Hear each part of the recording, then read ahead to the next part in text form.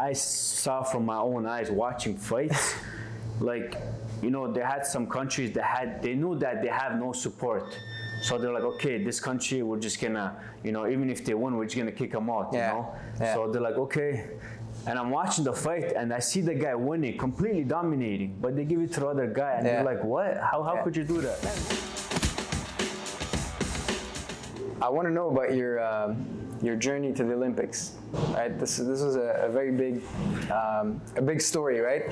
You boxed against Jordan, and then you boxed against Germany, and we know the corruption in amateur boxing. But what I want to know more is I want to know, you know, like the journey of going to the Olympics, you know, because it was a dream of yours still. No. And you accomplished it. You went to the Olympics. Yeah, no, it was a very long journey. I remember in 2012, after watching the Olympics, my brother told me, you're going to be in the next Olympics.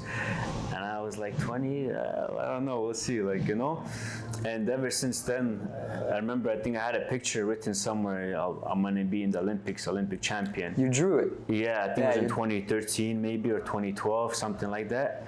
And taking it, not taking anything away from like the Olympics, but to get there, it wasn't easy. It was very tough. Like I had to win nationals, then I had to win like international tournament, and then I had to win like American Continentals. Only top 2 qualified there. Only then we got to Olympics. So it was very tough to get there, and you know, it was a long, very long journey.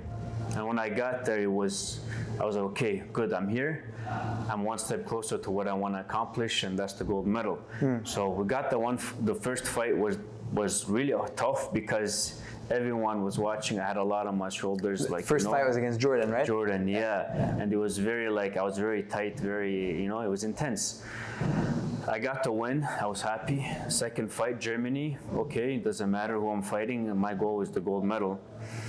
Germany guy, you obviously wasn't bad. I don't know if whoever saw the fight maybe saw, but I feel like I won the fight. And that 2016 Olympics was pretty corrupt. It was tricky. It was tricky, and I mean, it is what it is. I can't, you know. Yeah. No complaints. No complaints. I don't want to look back at it. I have another focus now. So. Yeah. You weren't the only robbery at the 2016 Olympics. And I think if there were less robberies, yours would have gotten a lot more attention. Yeah, I mean, there was a lot. They suspended, I think, over 20 judges after the Olympics, but it was too late. The damage was done. And a lot of, like, I saw from my own eyes watching fights, like, you know, they had some countries they knew that they have no support. So they're like, okay, this country, we're just gonna, you know, even if they win, we're just gonna kick them out, you know? So they're like, okay.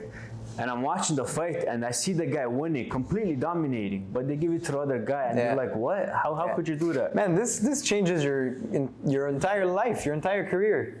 And no, that's why right after that I was so upset, man. I wanted to turn professional right away, but I talked to my brother, my team, and I said, you know what? Let's stay for another year. The World Championships 2017. Let's have another shot, and then we'll go from there. But Olympics overall was a great experience, man. I mean, Arthur, thank you so much for coming on the show, brother. Thank you, Fuad, for having me. I appreciate your time, brother. Thank you, guys.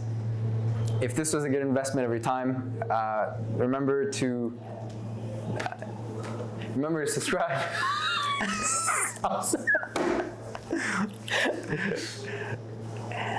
If this was a good investment of your time, make sure to smash the subscribe button. Check out my Patreon. Follow my man Arthur Biyarslanov, or I'll knock you out. I knew I was gonna mess up somewhere.